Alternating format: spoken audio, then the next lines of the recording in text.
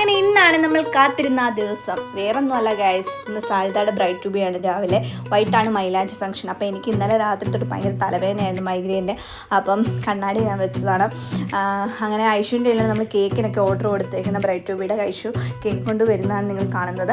അത് കഴിഞ്ഞ് പിന്നെ കേക്കിൻ്റെ മടിയിലാണ് വെച്ചിരിക്കുന്നത് ഗൈസ്. അനങ്ങാൻ പോലും പറ്റില്ല, 8ൻ്റെ പണി കിട്ടിയ അവസ്ഥയായി. പിന്നെ ഷാപ്പി റെഹാനയും സായിദ ഒരുക്കാൻ പോയിട്ട് വരുന്ന വഴിയാണ്.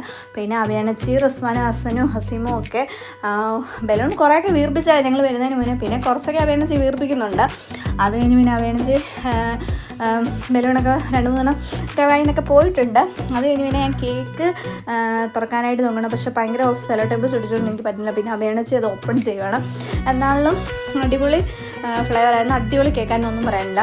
പിന്നെ അച്ചയും ഓരോരുത്തർ പൊടിഞ്ഞു വരുന്നുണ്ട്. പിന്നെ അഭിയാനച്ചി ബ്രൈഡ് ടു ബി കണ്ണാടിയൊക്കെ വെച്ച് നോക്കണം. പിന്നെ അങ്ങനെ നമ്മുടെ ബ്രൈഡ് ടു ബി എല്ലാം കേക്കൊക്കെ വെച്ച് സെറ്റായിട്ടുണ്ട്. ഇനി ബ്രൈഡ് വന്നാൽ മതി ഗൈസ്. ബ്രൈഡിന് വേണ്ടി എല്ലാവരും വെയിറ്റ് ചെയ്തിരിക്കണം.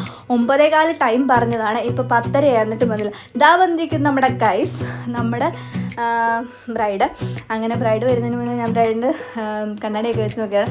പിന്നെ ബ്രൈഡ് വന്നപ്പോൾ അവൾക്ക് കണ്ണാടിയൊക്കെ കൊടുത്തു. പിന്നെ എന്നാൽ വെച്ച് കൊടുത്തേക്കാൻ നിർത്താം. അങ്ങനെ കണ്ണാടിയൊക്കെ വെച്ച് കൊടുത്തിട്ടുണ്ട് ഗൈസ്. അങ്ങനെ അവൾ വന്നിട്ടുണ്ട്. അങ്ങനെ നമ്മൾ അടുത്ത ഫംഗ്ഷനിലേക്ക് വരികയാണ്. പിന്നെ നമ്മുടെ സാധനം നിസാമൊക്കെ ചെക്ക് ഇട്ട് കൊടുത്തിട്ടുണ്ട്. അത് കഴിഞ്ഞ് നമ്മൾ ഫോട്ടോഷൂട്ടും അങ്ങനെ കുറച്ച് പരിപാടികൾ, കേക്ക് കട്ടിങ്, അങ്ങനെ നമ്മൾ ഫാമിലി ആയിട്ട് ഇങ്ങനെ സെറ്റായിട്ടുണ്ട്. ഇനിയിപ്പോൾ വൈകിട്ട് മൈലാഞ്ചി ഫംഗ്ഷനായിട്ട്